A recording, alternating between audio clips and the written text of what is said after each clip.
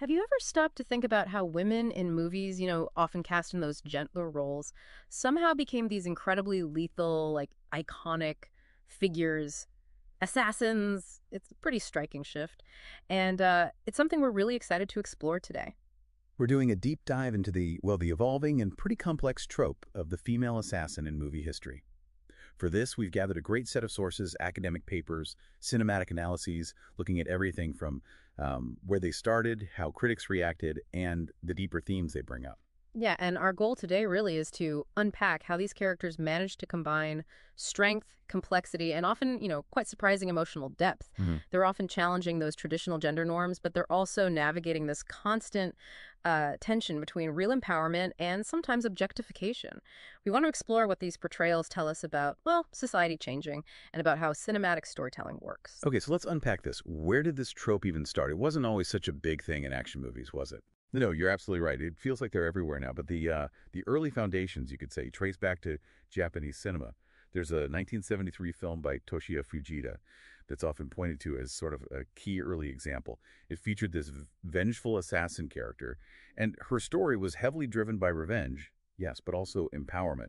It really laid some groundwork. Interesting. Japan in the 70s. So then when did it really take off in maybe Western cinema? Was there a big jump? Definitely. The 1990s.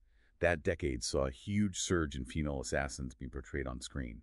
These weren't just killers. They often had this mix of confidence, sexiness, and serious combat skill. There's a critic, Gladys L. Knight, who talked about this idea of girl power, how women were reclaiming these kinds of narratives. Think of like Zoe Saldana later in Colombiana or Angelina Jolie in some of her roles. And the 90s also gave us huge films like Luc Besson's La Femme Nikita, that was 1990, and then later Tarantino's Kill Bill in 2003. These films introduced characters who were not just lethal, but had this real emotional depth, which directly challenged, the usual gender roles. So it sounds like a bit of a double-edged sword then. You get the girl power, but maybe also concerns about how that power is being framed. That's exactly the tension. It emerged right away, and honestly, it persists. Because even as these characters were showing more agency, more strength, critics pointed out that, well, many of these films were still directed by men. The gaze, you could say, often felt male. Right. So empowerment, but maybe still through a particular lens. Precisely. Yeah. It creates this kind of paradox. Empowerment mixed with potential objectification, or at least framing, that caters to a traditional view. And that tension, how has that evolved? We see more of these characters now, right? It has definitely evolved. Recent films like Atomic Blonde or look at the John Wick universe expanding with female assassins. Yeah. It shows how established they are now. But it also means these conversations about gender, about framing, about equality in film, they just keep going. They become more nuanced, perhaps. Okay, so moving beyond just the history, Yeah. what really defines these characters? What are their core traits? It's got to be more than just being good with a gun, right? Oh, absolutely. Much more. At their heart, I'd say female assassins are defined by a few key things. Complexity, agency, their ability to act, and their visual representation. How they look matters. They're shown as strong, active, often aggressive. And that itself breaks from those older, more passive female roles in action films. And this allows for these really quite nuanced portrayals exploring power, identity, and, how they deal with that cinematic gaze we mentioned. Okay, you mentioned the gaze again, and this tension between agency and objectification. Can you unpack that a bit more? It seems crucial. Yeah, it really is. So, Laura Mulvey's concept of the male gaze famously argued that traditional cinema positions women as passive objects for the pleasure of the presumed male viewer. Right, looked at, not looking. Exactly. But what's interesting about many contemporary female assassins is how they actively challenge that. They seize the narrative. They become the subjects, the ones driving the story, not just objects within it. So a film like La Femme Nikita, for instance, isn't just about a cool female assassin. It can also be read as a critique of that very fetishization of women that often happens in the action genre itself. And how does their look, you mentioned visual representation, tie into this? The sources mention performative presentation. What's that about? It's huge. Their costume, their makeup, it's rarely just incidental. It's part of their character, part of the performance of identity. And it varies wildly, which is interesting. You have someone like Lee Gumja in Sympathy for Lady Vengeance with this very overt, almost exaggerated femininity.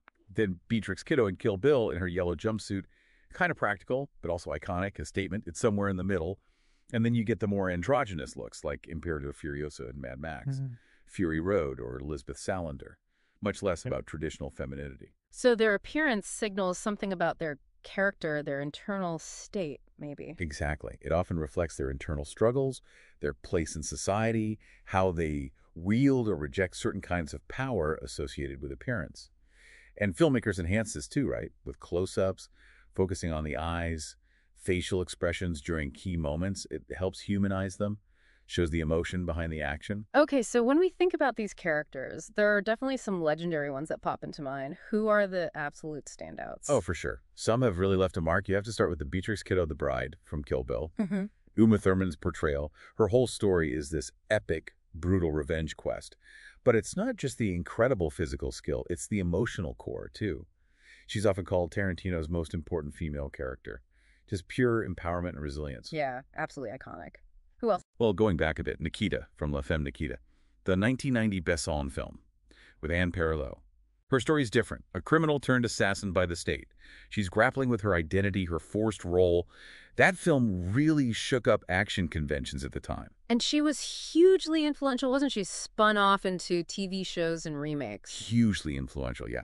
She set a template for that complex, reluctant, yet deadly female protagonist. Huh? And then more recently, you've got Lorraine Broughton in Atomic Blonde, Charlize Theron. She kind of represents the modern archetype, maybe. That blend of like high style elegance, but with absolutely brutal, raw physicality. The action scenes in that film are intense. Right, the staircase fight, unforgettable. Exactly. She cemented that image of the alluring but incredibly dangerous modern female spy assassin. So those are some heavy hitters. Are there others you'd point to that maybe added different flavors to this trope? Definitely. You can mention Catalea from Colombiana. Again, that revenge motivation, but with a focus on her incredible agility and planning. Or Anna from the film Anna, also by Luc Besson, actually. She offers a more nuanced take, exploring themes of manipulation, survival, trying to find freedom within this violent world. So it's not just one type then. There's a growing diversity within the trope itself. Absolutely. And each adds something different, reflecting shifts in how we think about women's roles, not just in film, but, culturally. Stepping back a bit then, how have critics generally responded to these films? Has it been positive, negative, mixed? What does that tell us? It's been very mixed, actually. Susan Hayward noted this. You might get praise in some film journals, maybe for style or action, but more serious academic critiques are often quite negative. Take Luc Besson's films again, in France. Some love the film noir vibe, the style. Others dismiss them as superficial, almost like slick commercials lacking real depth. So style over substance sometimes. Is that the critique? That's often part of it. And another recurring criticism is that even when you have these strong female leads, they sometimes still fall back into stereotypes. There was research by Katie Gilpatrick looking at films from the early 90s to mid-2000s. She found that female action characters, even leads, often ended up in supportive roles or defined by romance or even sacrificing themselves in the end. So not quite breaking free entirely. Still secondary in some ways. In many cases, yeah. The argument is they weren't always allowed to be the fully independent hero in the way male characters were. That brings up a really important point. How do these portrayals on screen actually influence things off screen? Do they affect real-world attitudes, especially around tricky subjects like violence? Well, cinema definitely has an impact, though it's complex to measure. We can look at examples, maybe not just assassins, but related portrayals. Like in India, films such as Thaped or Article 15, which dealt very directly with issues like domestic violence or social injustice, were widely praised for their nuance. But interestingly, they also got some backlash. Some viewers felt they were, quote, overly negative, or even traumatizing to male experiences. Wow. So even nuanced portrayals can face resistance if they challenge certain perspectives. Exactly. It highlights this ongoing societal tension. There's a need for accurate, complex representation, especially around violence. But it can be uncomfortable for some, and pushback happens. It shows how potent these screen images can be. Okay, let's dive even deeper now into the themes woven into these assassin characters. It's clearly not just about the action sequences. We're talking identity, power. Absolutely. A huge theme is that intersection of femininity and violence. How do these characters navigate being women in these incredibly violent, often male-dominated worlds? Yeah. They fundamentally subvert those traditional ideas of women as passive or gentle. Beatrix Kiddo is maybe the prime example again. How so? Well, she's both a mother with those protective, nurturing instincts and this absolutely relentless warrior driven by vengeance.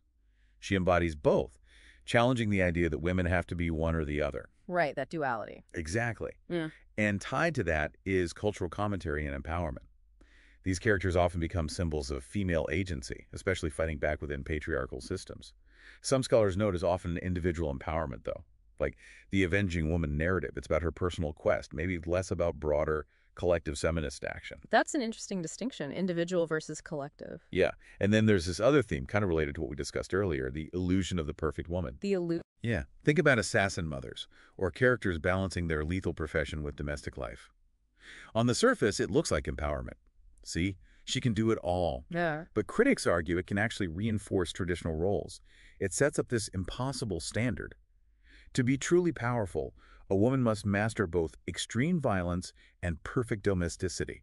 It reflects those real-world pressures on women juggling careers and home life, but amplified to an absurd degree. So it's like a subtle trap within the empowerment narrative. Kind of, yeah.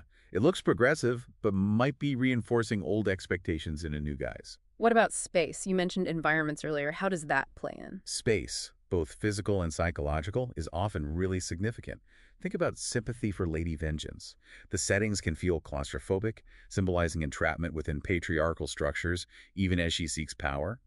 Or Kill Bill, with its contrasting locations, the vibrant, stylized settings in Japan versus starker, more oppressive spaces elsewhere.